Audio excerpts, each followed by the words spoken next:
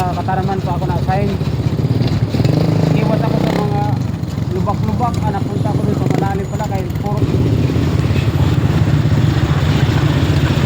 May part man doon na mga sira-sira din sa Katarman.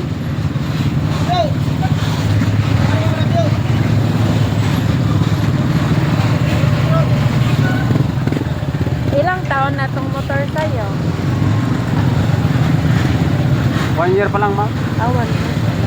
Ano to, inutang mo sa labas ni loan mo? Nag-loan ako nito dati sa ASA. Kuhaan na lang, cash na lang, salary loan na lang.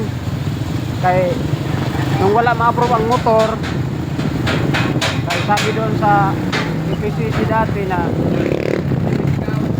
hindi yan pwede na magkuha siya ng malaki na motor kay imipo pa lang siya. Nilod speaker man ni Sir Robin Alconaba ang tawag galing sa HR.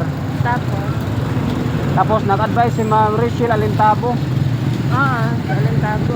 Nag-advise siya na, Sen, mag-loan ka na lang ng salary loan. Ganito yung motor niya, di ba? Opo, ma'am. Kaya yung pagbili ko nito, nandiyan man siya sa Paranas. Pero yung ganito niya, bininta na niya. Ganon? Bininta niya mga 45,000 yata yun. Kay mura lang kasi yung nabili niya dati.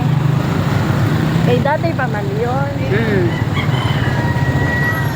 Doon mo nakita na maganda ang Gixxer. Oo, ma'am. Tapos si Ma'am Rachel nag-advise na online sen, salary na lang yung kunin mo. Kaya hindi ba na-approve yung motor mo? Hindi pa nabili, ma'am. Hindi pa, ewan mo. Nabenta na naman pa.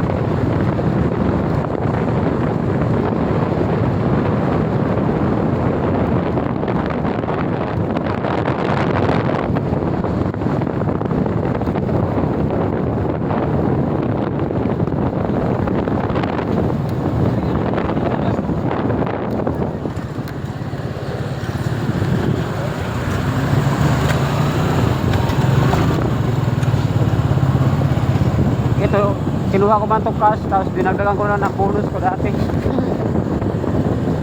Ganun ang maganda.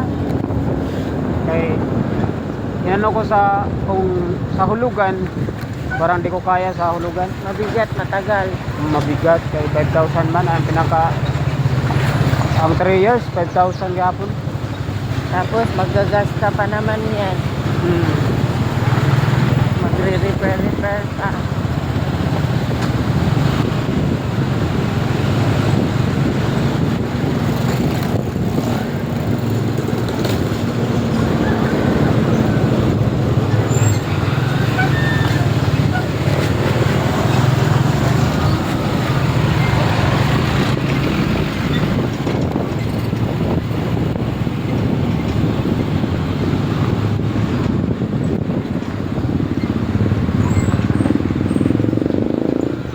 Kalsada dito matagal na itong sira.